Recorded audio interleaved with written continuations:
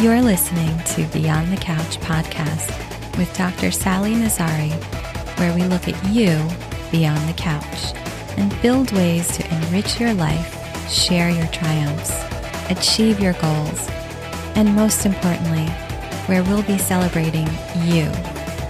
Let's get started.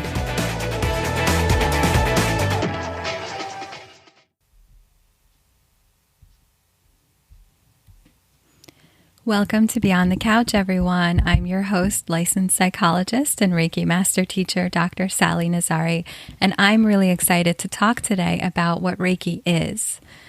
Reiki is an ancient healing method that is practiced all around the world with its origins in India and the East dating back many thousands of years. It's come to receive much acclaim and recognition for its effectiveness as a powerful healing instrument. Reiki therapy is a holistic, gentle energy work process that assists in physical, mental, and emotional healing.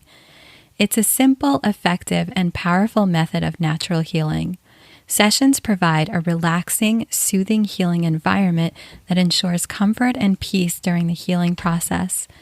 This relaxed, peaceful state helps to contribute to our emotional, physical, and mental well-being. More recently, researchers have begun to formally evaluate Reiki's effectiveness in healing a number of different things. Reiki is now being offered in hospitals and other clinical settings to help cardiac patients following heart attacks, cancer survivors during their recovery, and many other conditions.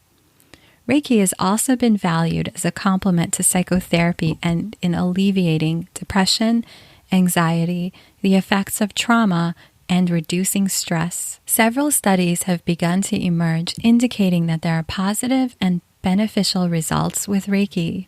In spite of this, though, some remain skeptical and wonder whether Reiki is magic. This is because many do not understand what Reiki is and how it works. Let's debunk this myth by better understanding Reiki and its healing process. So let's take a look more specifically at what Reiki includes. The word Reiki comes from the Japanese word rei, which means universal, and ki, which means non-physical vitality. The original name, disciplines, and techniques of Reiki were lost due to the traditional method of passing knowledge from generation to generation by word of mouth.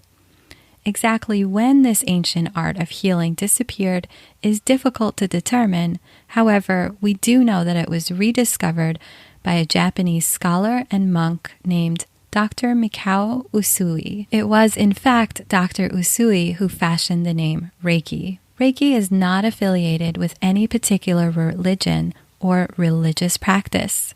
It's not massage, nor is it based on belief or suggestion. Reiki is the life energy that flows through all living things, and Reiki practitioners believe that everyone has the ability to connect with their own healing energy and use it to strengthen energy in themselves and to help others. It's believed that a person's ki, or energy, should be strong and free-flowing. When this is true, a person's body and mind are in a positive state of health. When the energy becomes weak or blocked, it could lead to symptoms of physical or emotional imbalance. Reiki is holistic, so it works on the body, mind, and spirit by stimulating a person's own natural healing abilities.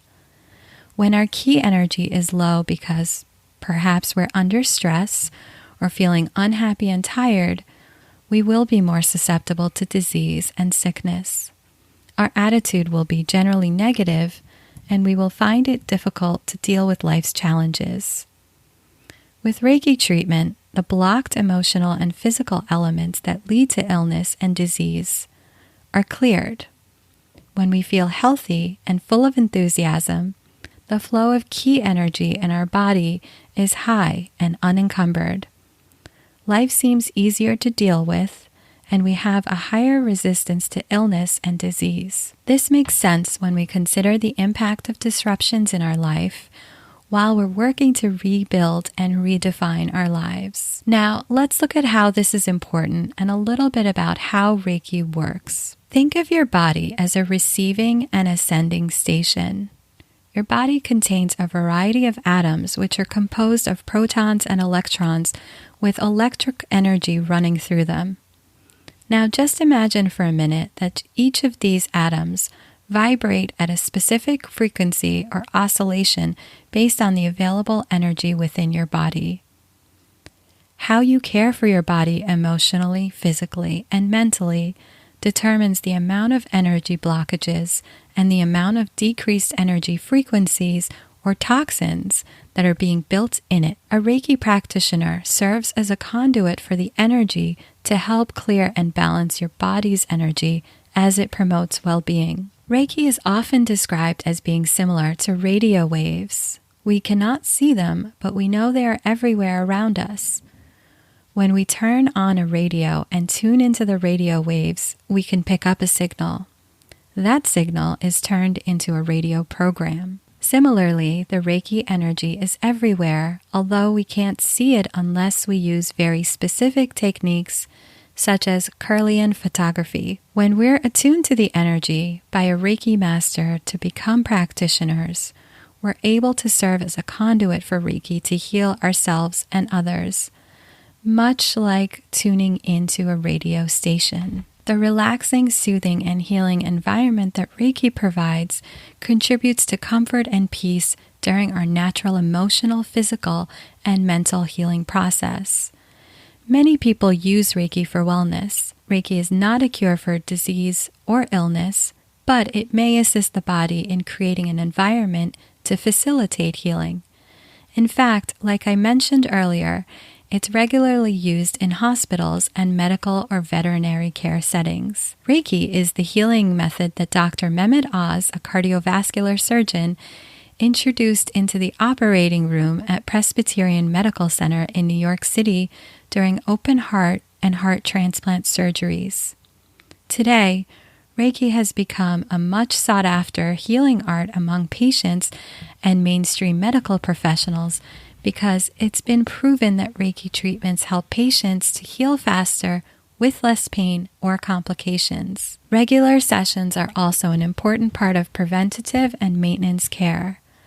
Some of the areas I target with my Reiki practice include depression, anxiety, stress reduction, insomnia, fatigue, conflict resolution, work and career issues, weight loss, addiction and recovery, veteran readjustment, managing chronic illness, and shortening healing time from a physical injury or surgery. This balancing technique is a wonderful addition to any health program and can be used alongside other complementary therapies or conventional medicine, including psychotherapy. It's important to note again that Reiki is not a replacement for appropriate medical care.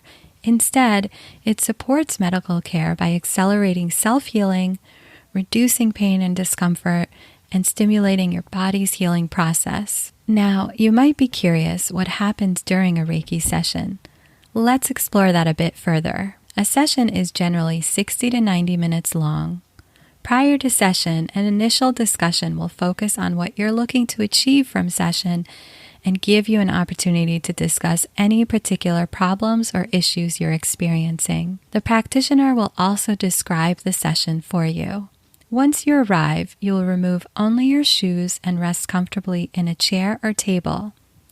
I use a zero-gravity chair to enhance the relaxation experience and benefit of what Reiki already offers. During session, a practitioner will generally hold their hands slightly above your body and proceed with moving through specific standard Reiki hand positions, beginning at your head or feet. You might feel a warming sensation or a tingling during the session, or nothing at all but sheer relaxation. The session should be very pleasant, relaxing, and yet also invigorating. Now that we've looked at what Reiki is, the history, the benefits, and what happens during a session, I will share one last thing about Reiki. Much like I value extending the benefit of a psychotherapy session outside the time of service, I believe in extending the benefit of Reiki outside of this time as well.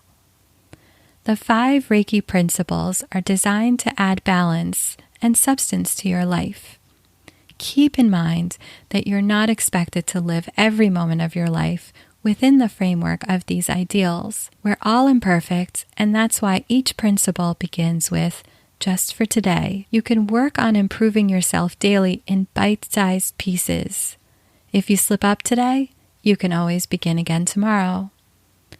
The more you work with the principles, the more you will condition yourself to adopt them in bigger pieces of your life. I'd like to close our discussion today with reciting these 5 Reiki principles, which you will also see in our show notes, along with information on the next episode, looking at group therapy and also how to access more information on the Reiki services I offer. The 5 Reiki principles. Just for today, I will not worry. Just for today, I will not be angry. Just for today, I will do my work honestly. Just for today, I will give thanks for my many blessings. Just for today, I will be kind to my neighbor and every living thing. I've really enjoyed sharing information on Reiki with you. If you want to explore its benefits a bit further, you can read more at www.drsallynazari.com/reiki.en.html. I look forward to chatting with you next time. Take care. Thanks for listening to Beyond the Couch podcast, a space for celebrating you. The contents of this episode are for informational and supplemental purposes only, and not a substitute for professional services. For more access to you beyond the couch, check out www.drsallynazari.com.